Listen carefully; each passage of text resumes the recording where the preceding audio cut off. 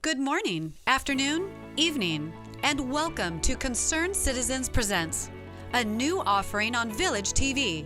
Concerned Citizens of Laguna Woods is an organization committed to peace, social justice, economic equality, and a clean environment. For the duration of the lockdown, instead of its usual 2 meetings a month, Concerned Citizens will broadcast 2 programs a month on this channel. Our programs will feature films, lectures, and debates on topics related to our mission. We hope you enjoy today's program. And tonight, I'm so pleased to have my friends with me, my friends who happen to be authors, best-selling, amazing authors. How about that?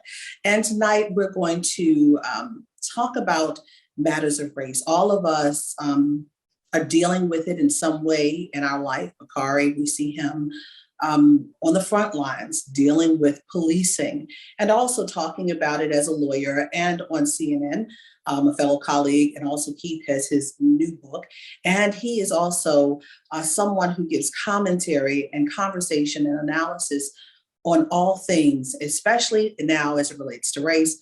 And Dee Watkins, my fellow Baltimorean, who I am just so proud of, filmmaker, author, journalist, he's everything. And I want to delve into this discussion tonight.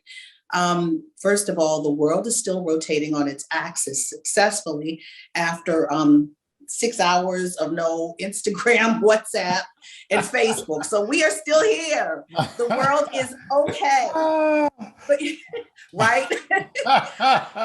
Every bit of Clubhouse, I was listening to Clubhouse, the conversation, the conspiracy theories. I'm like, come on.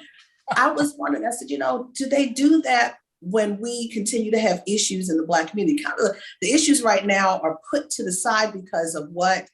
Infrastructure, what? Debt ceiling.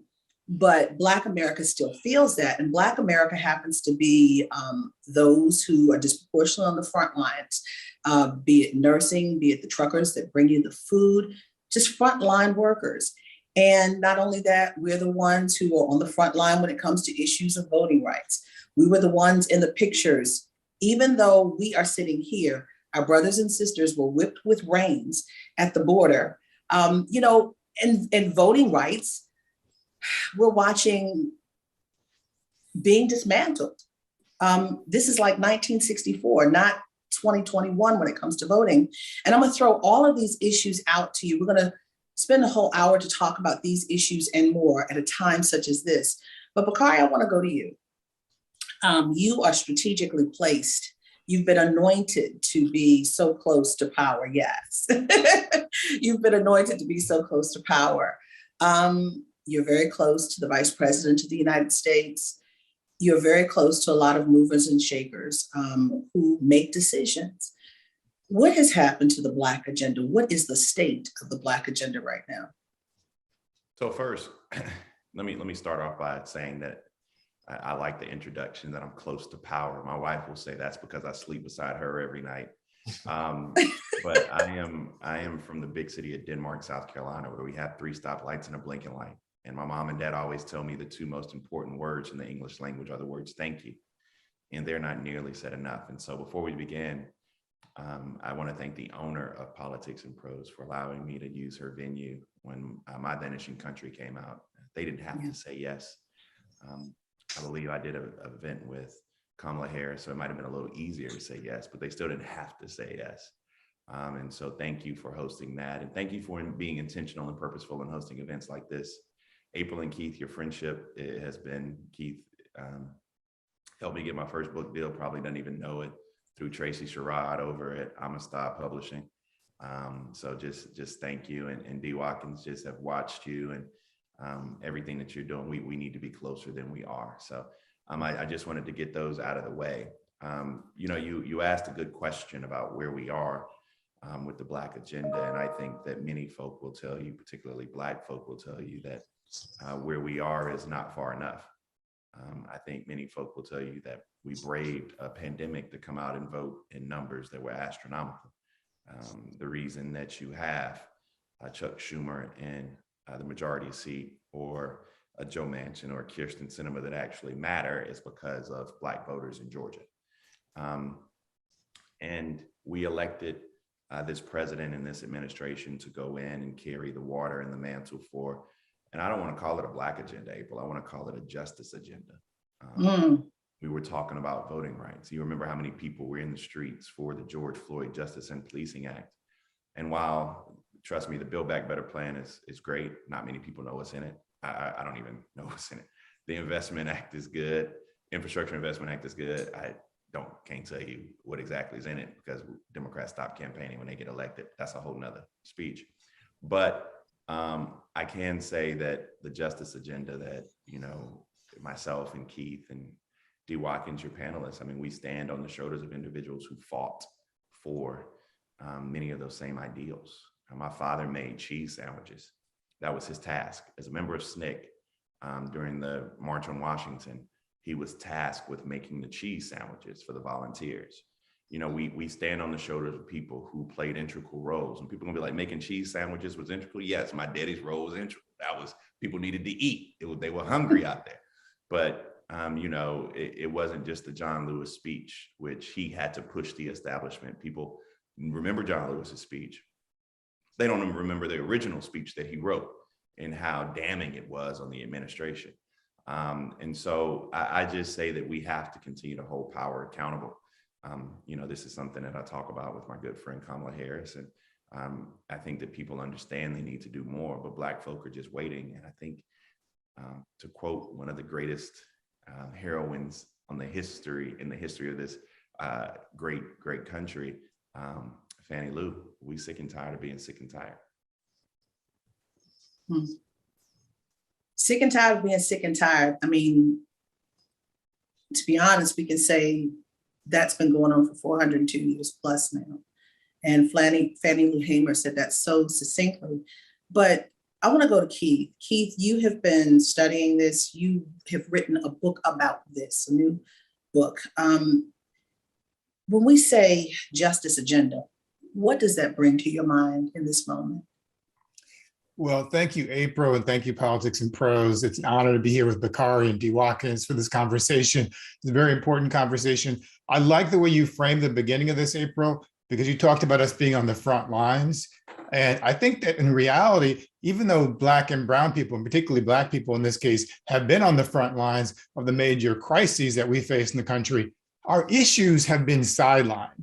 Our issues are on the sidelines in the public agenda at the national level. So when we talk about a Black agenda or a social justice agenda or a policy agenda, there are several components to that. A lot of components that don't get addressed in real time when we're talking about infrastructure and budget bills. So let's look at some of those. I mean, first of all, we look at the George Floyd Justice and Policing Act, which Bakari also already mentioned. That's an important piece of legislation. It is stalled in the Senate right now. Secondly, we can look at the John Lewis Voting Rights Act, another important piece of legislation. It too is stalled in the Senate right now. Thirdly, we can look at the Emmett Till Anti-Lynching Act, another important piece of legislation. It, like the other two, is stalled in the Senate right now. And yet we have now a Democratic House, a Democratic Senate, a Democratic president, and African Americans have been the most loyal constituency of the Democratic Party historically. So why can't we get our issues to the forefront of the agenda? That's the question we should be asking ourselves. And it's about accountability. A policy agenda is about holding leaders accountable, regardless of party, regardless of affiliation, regardless of our sort of team awareness or tribal affiliation or connection with them. We have to hold all parties accountable, all leaders accountable, and that's the only way we're going to be able to move forward. You know, that's very critical as we're hearing so many Black people, African Americans in this nation grumbling openly now. Accountability as you understand what's on the other side. How far do you go in, D. Watkins? How far do you go in to ensure that you get your rights and get your justice without allowing the other party that in some senses, or I guess in reality, was juxtaposed to actually what you want? How far do you go? First, I want to say thank you for having me, and I'm big fans of everybody on the panel, so it's an honor to be here. I love everything that everyone's doing, and the population I serve is so jaded and so disconnected from the political process that the other side never really makes it into our conversations because they almost don't even exist. I've been fortunate enough to elevate and change some things in my life because of art and use that tool of art to elevate other people. However, the people that these young kids in schools that I'm working with, brothers and sisters behind the wall that I'm working with, we have to fight to get them to feel like they have a stake in society before we even talk about what that change is. So while we all have the luxury, those of us who've had some good opportunities to champion a lot of things that are done or have constructive conversations about what we think needs to be done, I just want to make sure when the wheels start moving, we have a nice foundation of people to just step up and be ready to take part of that. So, the other side is, I mean, we all follow politics. The other side, they've been ridiculous for a really, really, really, really long time, to the point where it's frustrating to talk about, but we have a whole lot to do, and I think we'll get there. I might be gray, but I think we'll get there. But the question is, how do we get there? And Bakari or Keith, I don't know which one. I think it was Keith. You said we're at an impasse with policing. We're not in an impasse with policing. Negotiations have shut down. It's negotiations are not even stalled. They're done for right now. Voting rights, impasse. Haiti, they stopped the horse patrols for right now. I think about, was it 2 weeks ago, I was in the White House and I saw a card that happened to be in the president's pocket. And on the left-hand side, in his handwriting, the top issue was policing. The next issue was voting rights. And underneath that was Haiti. The question is, when does that happen? I understand everyone was saying we've got to get past all of this infrastructure, debt ceiling, et cetera, and then we can focus.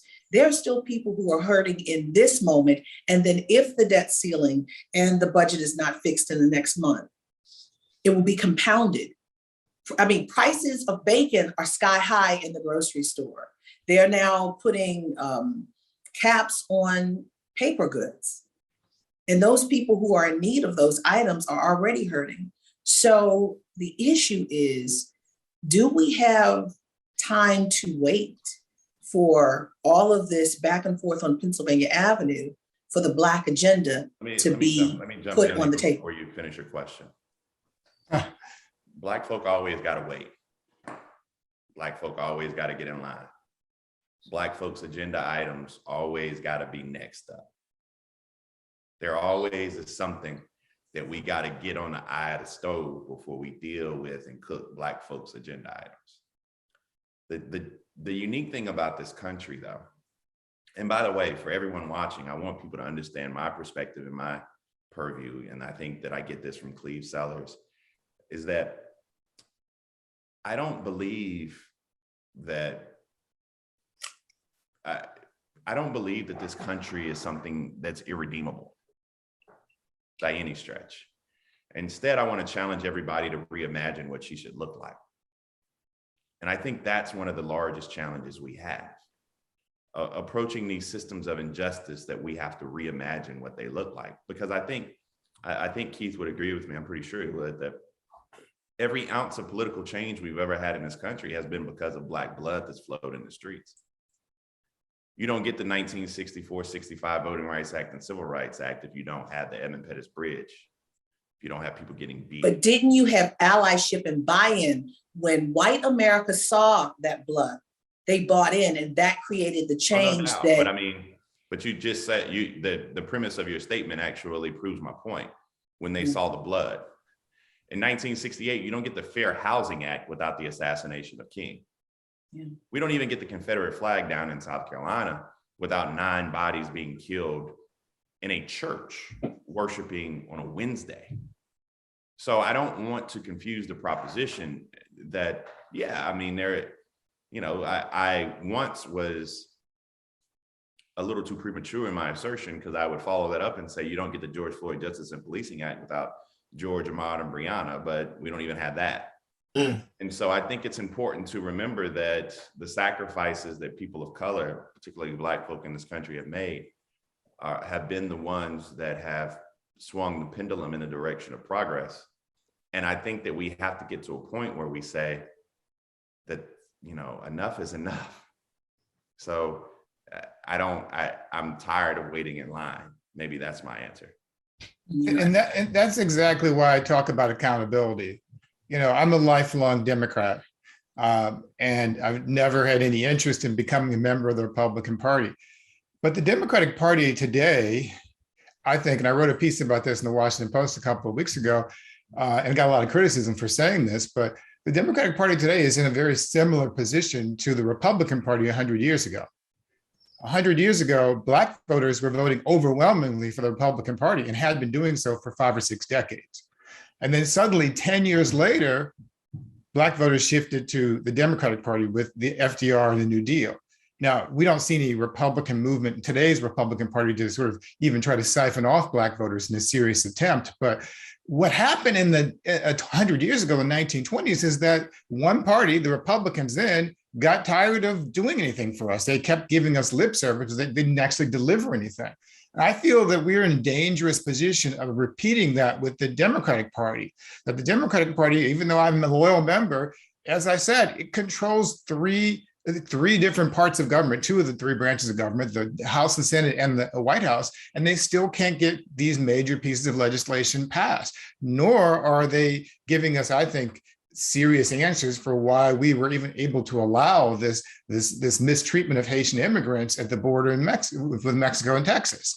And so I think what Black people need to do, and I say this going back to the Clinton administration, to the Obama administration, and currently with the Biden administration, is we need to stop playing teams and start holding all of our leaders accountable, whether they're Democrat or Republican, whether they're Black or white. We can't just sort of sweep these issues under the rug when our party or our side or our team is in power and say we'll give them a pass with a wink and a nod. We have to hold their feet to the fire. That's how other communities get things done, because they don't just elect people once every 4 years and disappear. They continue to demand accountability from those people after they elect them, after they vote for them. That's how we'll get things to change. Keith, agreed. Dee? I think that part of everything that Keith just said is the reason why our party struggles. People just they aren't seeing results, and one of the big problems that I always have with Democrats in general, that a lot of us should have, is when things get accomplished, they just don't do a good enough job translating it into a language where everybody understands. You think about like the Obama administration and how they handled the flood, right? When the pipe blew up, and it was like this disaster, pumping thousands of gallons of oil into the ocean, right? And there was no rollout or no campaign around how productive that was, how many people were saved, what the brilliance that went into making sure that was fixed. But then you have the guy after Obama, who would just sign his name on something and just be like, be so happy to hold up the piece of paper with his name on it, and he probably didn't even know what it is. So, I think, people are frustrated because there's not enough being done, and then when the things that do happen, or the positive things that move us forward, it's just not being talked about the way it should be talked about, and we need to work on that big time. Our party is too modest, and we don't want to see, what happened with the big switch, because then it will be even more chaotic.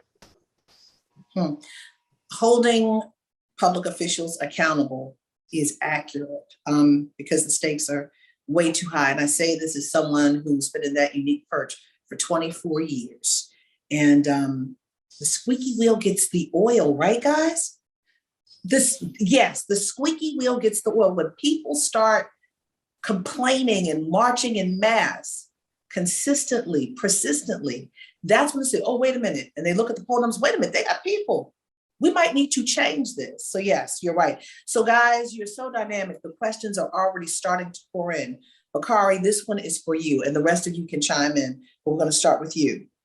Do you think Vice President Harris is being deployed effectively in No. this administration? Do No. you see any differences between that and how Obama put Biden to work day to day? That is a legitimate question. No, her portfolio is trash. I mean, her portfolio is just, you give someone a portfolio that's not meant for them to succeed. But she has immigration as a Like I woman said, of color. you give somebody a portfolio. We've been down this immigration road before. She's talented enough. She ran the second largest Department of Justice in the country, only behind the United States Department of Justice. She's at a border state, a senator from a border state. She was Attorney General for the great state of California. Don't get me wrong, she can handle it. But let's also go back and remember the Gang of Eight, right? I mean, we got really short memories. I mean, the thing that people remember about football is Tom Brady last night, right? In that long game. That's the extent of our memory, basically. So we cannot forget that this is one of the most difficult and complicated issues. Should she get it? Okay, on her plate? Sure, okay, that's fine. But you give her that, and then you give her voting rights. Those are the two main issues on her plate. But then you don't come out forcefully in abolishing the filibuster. So how's she supposed to do that? What's she supposed to do? Now, she already did your bidding by going to West Virginia and taping an ad and doing local TV in West Virginia so that we could pass our COVID Relief Act.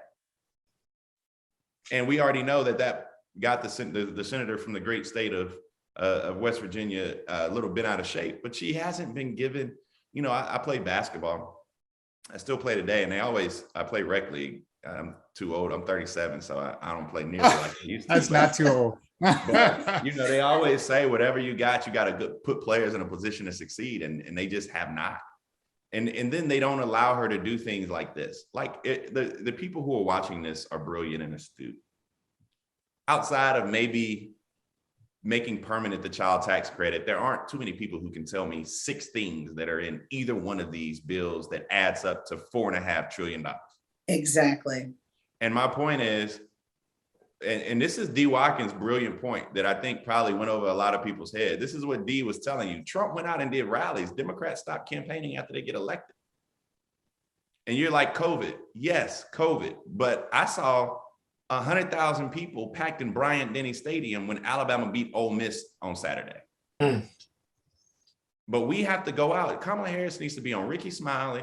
She needs to be on Tom Joyner. She needs to be on The Breakfast Club. She needs to be talking to the Divine Nine. She needs to be talking to April Ryan. She needs to be talking to Roland Martin. She needs to be talking to Ozzy.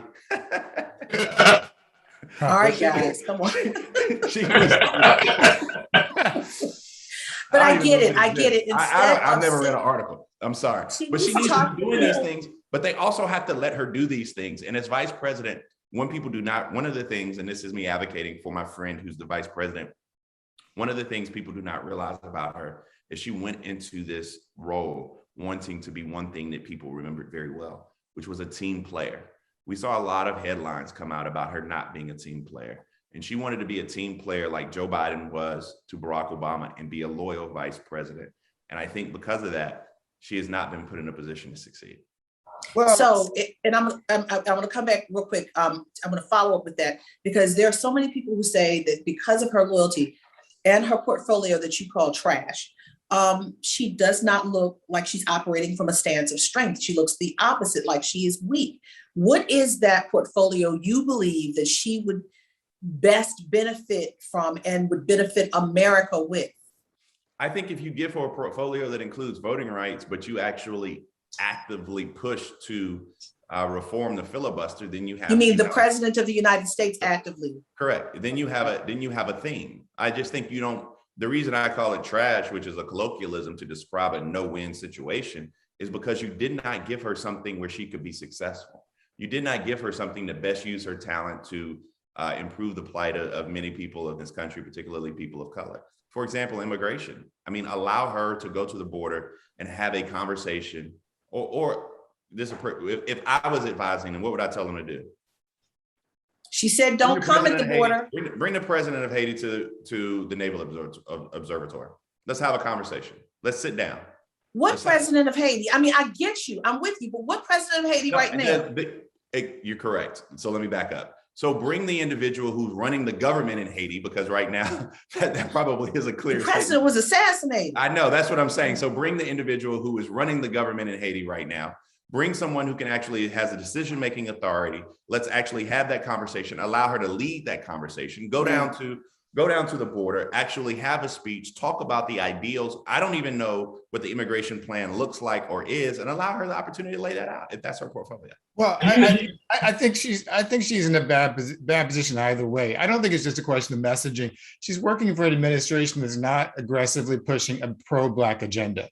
And I don't think she's going to be very successful in 2024 or 2028 in reaching out to Black voters if she's tied to a Biden administration that is incapable of accomplishing anything for Black people.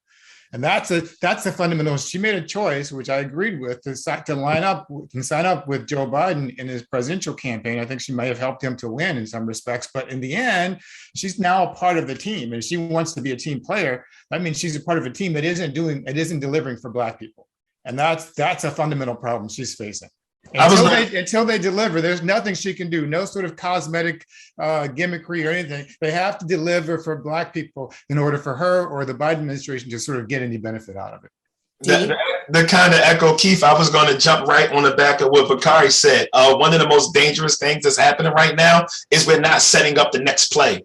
The next play is not being set up because the messaging aren't there. The visuals aren't there. The voices of whoever the mark is, if it is that Black vote, if it's whatever a hard working white, I don't know what that is, but whoever I know, everybody I know work hard, so I don't know why these news blocks always say, but it's hard working white people. Like my grandma had 30 jobs, but I'm saying like whoever the mark is, the messaging and what the Democrats are supposed to be doing it's not making it to these people. So it's almost like, I'm not going to say who's the vice president, but I'm saying her voice is missed.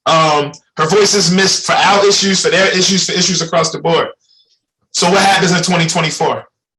So let me say this. I'm getting text messages because you guys are dropping the mic all over the place. And someone said, why are they beating up on the vice president? I said, they're not beating up on the vice president. They're speaking the truth. They're speaking the truth. The Black agenda is on hold. And we have to remember that this president said equity and equality. Not only that, he said the reason why he came into the campaign to run for office, why?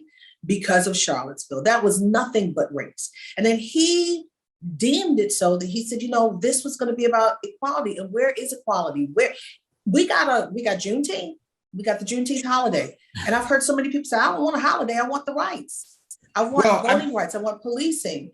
And then we see Haiti and the whipping with the reins. I know there are reins. My children ride. I know what reins look like. But they caged, our Mexican brothers and sisters were caged, and then they whip us. I'm not Haitian, but what happens to my brother happens to me. And it's not about beating up on anybody. It's about wanting the best for your team. And sometimes you have to make those tough points and acknowledge what's happening if we all want to move forward in a positive way. I think collectively, I would never try to speak for, a group of people, but I do believe we all want to see her do well. And if we are seeing things that it just doesn't really line up, then we have that responsibility to say something, or we're a part of the problem too. But it's all love. Yeah, I agree. I like Kamala Harris. I don't have anything against her. I just feel she's an unwinnable situation until the Biden administration starts to deliver. And like Bakari said, they haven't made any effort to sort of do anything about eliminating the filibuster, which is a convenient excuse for not being able to deliver anything. But we have Democrats in control of the government right now. If the Democrats don't do it, then why should Black people continue to go and vote for them? That's the issue that people are struggling with. And I want people to vote for the Democrats. I want the Democrats to be reelected. But in order for that to happen, I need them to deliver something. And the only way they're going to deliver something is we put pressure on them. So it's not like I'm attacking Kamala Harris. I want her to win. I'm not attacking even Joe Biden. I want him to win. But I want them to do something so I can go back to my people and say, this is the reason why you should support this ticket. And there's a very short window of this Democratic control with the White House, the House, and the Senate is a small window, because once the next election happens, there will definitely be a shift. Okay, now also, we've got another question. What does it look like to hold Democrats accountable in this polarized time? How should Senators Manchin and Sinema be shifted? So how it holds them accountable is first doing what Dee and Keith and I and you are giving us the runway to do, which is to actually speak our truth to power. I get more tweets and more texts and more phone calls than anyone can possibly imagine when I get off TV and say that, you know, you guys should actually go out and campaign like you're actually running for office on your agenda items. And it's kind of weird. I'm like, you got to have a decent thick skin in this game, and you got to be willing to go out there and take the constructive criticism because what happens, April, is that when they trying to win Black votes, they call us and they say, can you come and do this? Can you go to Georgia? Can you go to North Carolina, etc.? I have a unique theory about Joe Manchin and Kyrsten Sinema. My unique theory is a couple of words. It's Kyle Cunningham can't stop texting. If Kyle Cunningham wouldn't have been texting in North Carolina and wouldn't have been blown up like that, then it's a whole different ballgame. If Sarah Gideon, who's running against my friend in Maine, actually doesn't have $13 million left over. She has $13 million left over in her Senate race coffers. Joe Manchin and Kyrsten Sinema's votes aren't as important. In fact, they can go do whatever they want to do. I don't put them together, however. I'm not sure Kyrsten Sinema's in game. And I know Kyrsten, I love her. The crazy thing about Kyrsten Sinema and myself is that she and Andrew Gillum, they were the co-chairs of the Young Elected Officials Network, because we all got elected nearly at the same time. She was in the state Senate, I was in the state house, but I have no idea what her end game is. It looks, to use a colloquialism, Dee will appreciate this, it's starting to look real funny in the light. No one really knows. It looks like it's about power versus the people. No, I think it's about money, honestly. The way she gave the thumbs down to the minimum wage, and the way that she's meeting with Republican Trump-sponsored groups and corporate groups, that looks like it's about money. And Joe Manchin seems to be inspired by this as well. That's why I think Joe Biden has to put pressure on both of them. No more Mr. Nice Guy and let's all get together and sing Kumbaya. He needs to do the Lyndon Johnson routine and sit them down in the room and say, do this or else. Thank you so this is what people ask me. They're like, so what is Joe Biden supposed to do? He can't do it. Like, look, you have a bully pulpit. If Lyndon Johnson would have taken the same philosophy as Joe Biden, we'd have not had the policy successes that we had. Thank you for evoking that name. Yeah. Well, this conversation is very robust and it's real. And stay tuned for more, because they give as good as they get, and they're honest, and I appreciate these brothers for that. Now, I want to go to something that that percolates every now and again when there's something that tugs the heartstrings: allyship. You know, our allies want to know, how can we be allies? And I want to give a huge shout out. I wanted to wait for this moment to give a huge shout out to Brad and Lissa, the owners of Politics and Prose. This is the 8th race panel discussion that we've had. This is the bookstore in the nation, if you will. And for them to say, we need to have this conversation to keep the dialogue going, for people to understand it's important. Now, with that said, and thank you, Lissa and Brad, for that said, someone asked, there's a question: racist whites are overrepresented in Congress and the Electoral College, which is partly why there is a lack of progress in this country in terms of racial justice. How can we convince white people to demand their elected officials to move forward on racial equality? An anonymous attendee. And that's why I talked about allyship. There are people who don't just jump in during the time of crisis or that crescendo moment. There are people who are staying the course with us. But talk to us about that, D. Watkins. The greatest trick in the world is very difficult. How do we get racists to not be racist, right?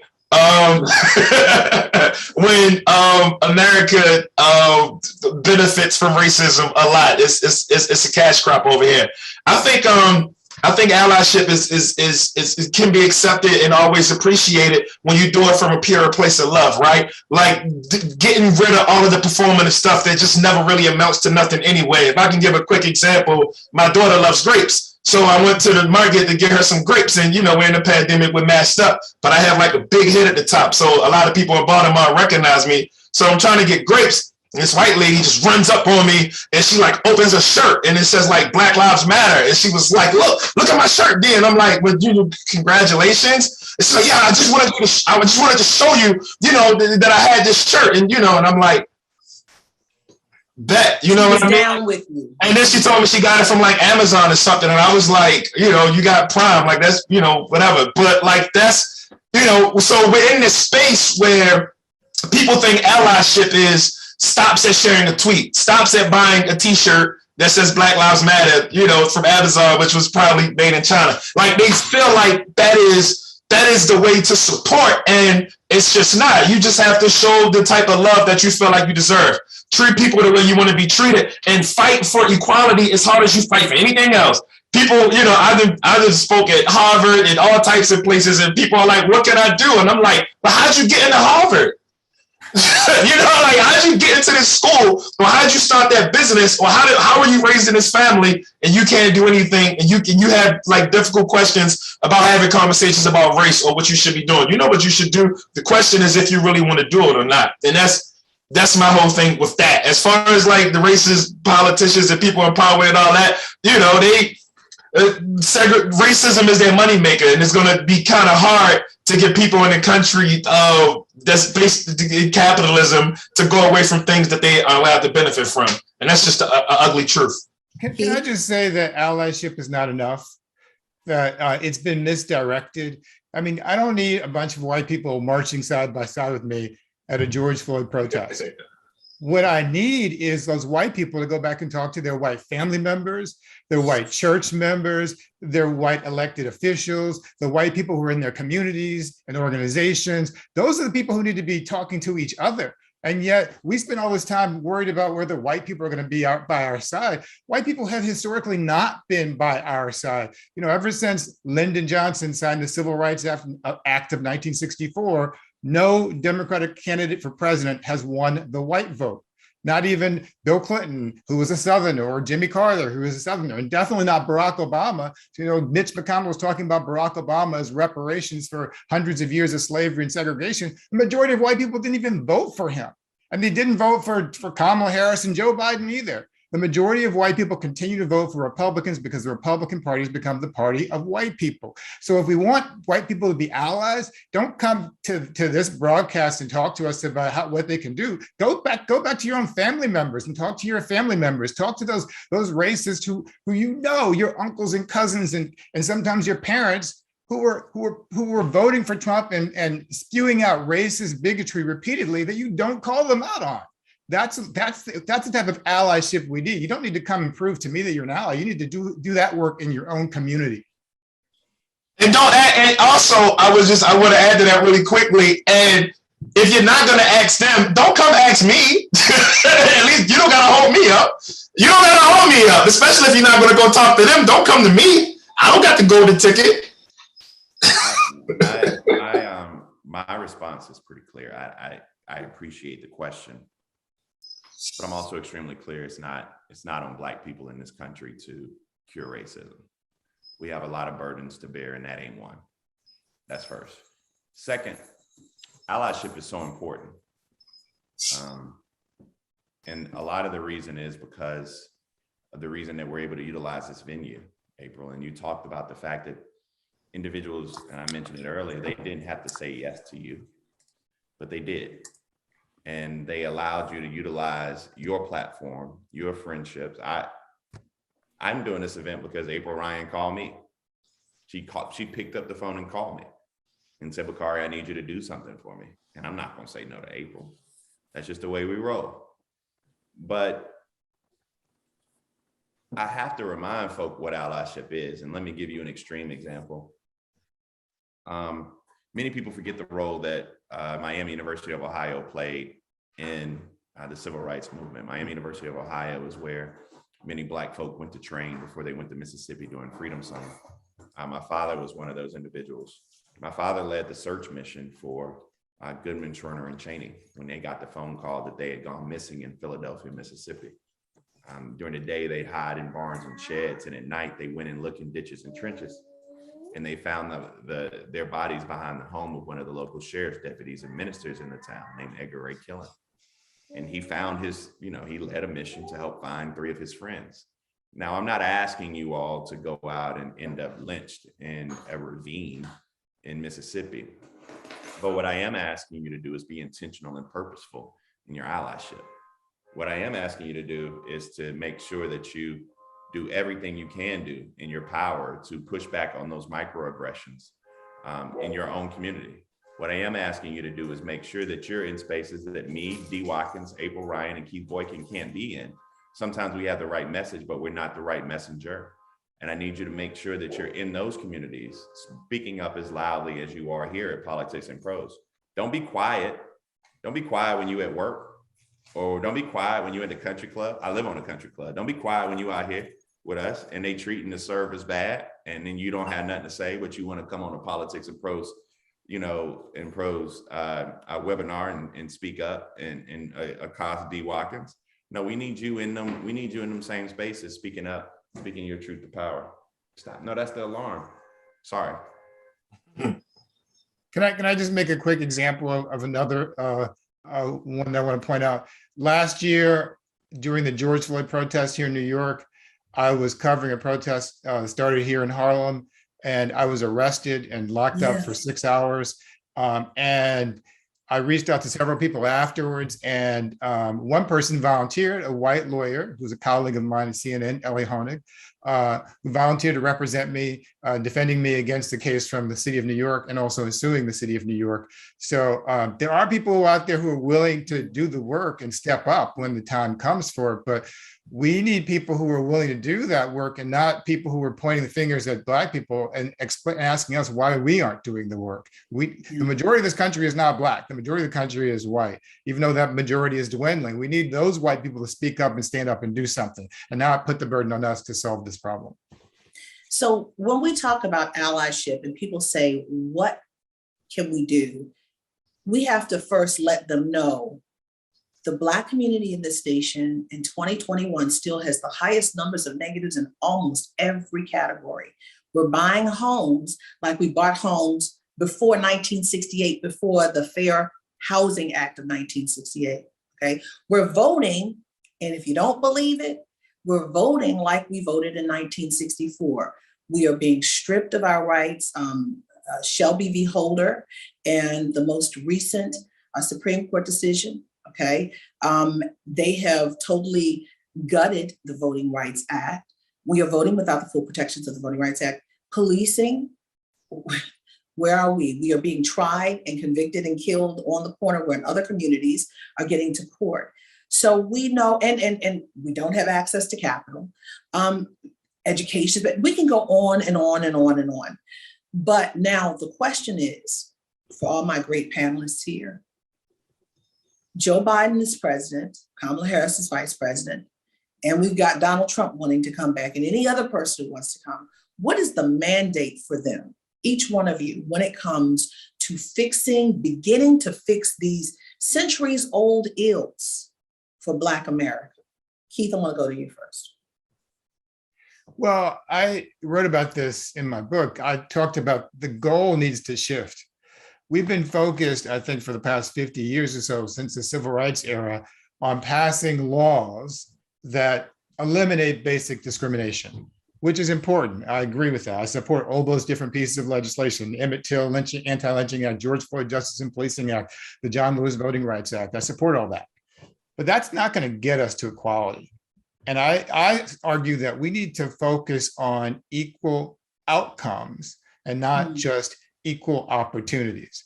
That we have to shift our consciousness about race and racism in America. Until we eliminate those persistent racial disparities, we're never going to have full equality or equity in this country. We're never going to have a system where Black people are treated equally in this country. You mentioned unemployment and jobs, I think, and that's one of the best examples to illustrate the disparity, because the Black unemployment rate has never in the history of the Labor Department records ever been as low as the white unemployment rate. It's usually almost twice as much or higher as the white unemployment rate. And yet we have people in this country who still complain or claim rather that there is no structural racism in this country. If you look at every indicator in employment and jobs, in healthcare, in education, in housing, in criminal justice, in climate, in every possible indicator, even the coronavirus pandemic last year, even the attack on democracy, it was targeted at Black cities like Detroit and Philadelphia and Atlanta, Georgia. In every possible respect, Black people are second-class citizens in this country still. And that's not going to end by passing another few laws, although those laws are important. It's only going to end when we change our consciousness and our mindset to focus on equal outcomes. That has to be the standard. When we reach equal outcomes, and assuming that Black and white people are all equally able and competent to compete, there's no reason why we shouldn't have the same number of Black doctors and Black lawyers and Black psychiatrists and Black teachers. We have in New York City, we have a white mayor who got elected in our last election. I won't even talk about the new mayoral candidate, but we have a white mayor who got elected in our last election with his Black son and his big afro as part of his campaign for why he was going to focus on criminal justice issues. And he appointed 3 different police chiefs during his 2 terms in office. All 3 of them were what? They were all white Irishmen. And the city is diverse as New York City. The Democratic mayor, the progressive Democratic mayor, appointed 3 white Irishmen to be our police chiefs. So I have to wonder that there must be some Black people or Latino people or Asian Americans or Indigenous people or some people besides white Irishmen who can lead the New York City Police Department. But we continue to allow these structural inequalities to continue. We continue to allow this sort of imbalance to persist. And we never really challenge it and just take it as we assume that's just the way things are. Until we challenge it and start asking, why is it that white men are 29% of the population, but every one of our presidents in the United States, except for one, until we start asking, why is that women are the majority of the population? We've never had a woman president. Until we start questioning the predominance of white male power in this country, we're never going to be able to undermine that and challenge the structural racism that prevents us from moving forward. So, when you say equal outcomes, 3 things came to mind. One thing, you're in a city, New York City, that's still grappling with decisions on Eric Garner, Flo. He cried out 11 times, "I can't breathe." Then you also have an issue, powder cocaine sentencing versus crack cocaine sentencing, right? And the most recent issue that I hear the White House wants to deal with after all this infrastructure thing is gone, the issue of if I live in a house and I'm Black, my outcome of what I get for what I want for my house when it's sold is different from my white neighbor, because my house value is lowered for the sake that I am Black. So these are real things, guys. If you don't believe me, look it up. Go Google it. Bakari, what should this president, this administration, and the next person who wants our vote do to begin to correct the problems, the ills that have plagued the Black community? Abolish the filibuster. I mean, in a tangible policy, like the filibuster is a weird creation. It's a racist relic of a past Jim Crow era. It's usually used and notoriously used to stifle. Coming from South Carolina, as someone who served in South Carolina, we have one of our great United States Senators, Strom Thurmond, who in the Civil Rights Act so eloquently recited I say recited, what is it when you just read? I guess you just read the Washington phone book in his filibuster of the 1964 Voting Rights Act. I am someone who believes that is a step in the right direction. But then on things like voting rights, we still may not even have 50 votes, Keith Boy. But this administration is funny. Like I'm a huge Joe Biden fan. period. It's really interesting, though, to watch Joe Biden govern. For example, we could deregulate or deschedule marijuana tomorrow, and Joe Biden won't do it. Now, the question is why? I own 5 dispensaries in Oregon, a kitchen in Arizona. I own a manufacturing and a dispensary. I grow 40 to 50 pounds of weed in Oklahoma, and I'm building something in New Jersey right now. It's going to the tune of about $4.8 million. We're trying to build a consumption lounge and a dispensary. And I also represent people, Dee will appreciate this. I represent people who get enhanced on their criminal sentences because of their underlying marijuana convictions. And I support and want to vote for somebody, Keith, who won't. Can I question you on this, Bakari? Because I Sure. think instead of asking Joe Biden, I think you should ask Barack Obama, because Joe Biden never supported Joe Biden. But here's the difference. You know why I can't ask Barack Obama? But wait, let me finish this thought. But Joe Biden never supported legalization of marijuana. Barack Obama smoked marijuana. He knows that there's Oh no my reason. God. He knows there's no reason why it But should the be times illegal. have changed.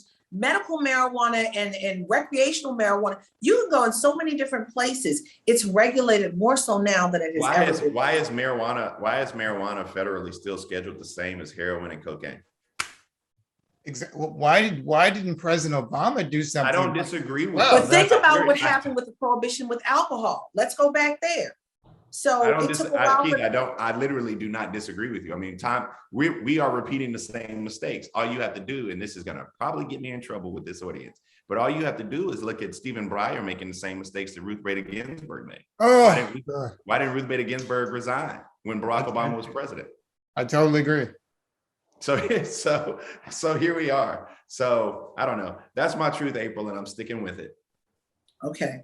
And I appreciate you for sticking with that. Bakari said that. So Dee, you have been very open with your history in Baltimore, and talk to us about what you think the next president should do, even going from this drug issue and beyond. I think the next president needs to be honest. We need to go ahead and begin to dismantle this whole idea of American exceptionalism, because there's too many problems here. We are not perfect. There are big issues. We can't even get politicians to say that policing is a failed institution in this country. So many people are like, well, there's a few bad apples, but they work hard.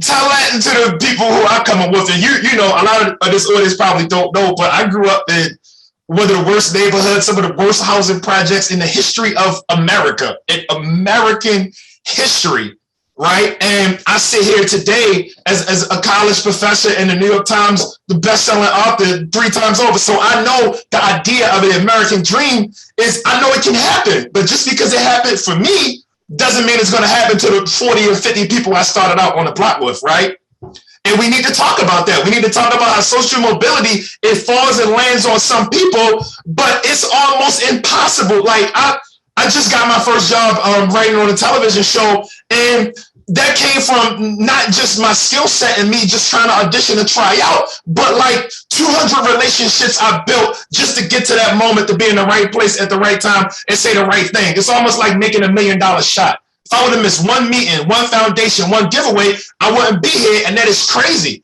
And that's not a knock on HBO or anybody else that pulled me in. It's a knock on how the systems in this country works, right? We act like America works for everybody. We act like it's fair. We act like people aren't getting beat at the border. We act like being black and walking down the street is not enough for you to go to prison. And I've never, ever in my life got a chance to celebrate a politician who really stuck to those hard truths. And how do we ever solve these problems if we can't get past them? We'll be having it. Somebody, the people who we work really hard to elevate as we grow in our careers, we'll be having this same conversation 5, 10, 15, and 20 years from now, saying the same thing, because our leaders don't acknowledge the problems. They won't say it. They won't say policing is a racist institution in America. They won't say police officers treat white people and rich people one way, and then black people and dense urban areas a completely different way. They just won't say it. It's always a hero or somebody who's working hard to protect us, our brave men and women. I went to war with these cops. A lot of them not even brave.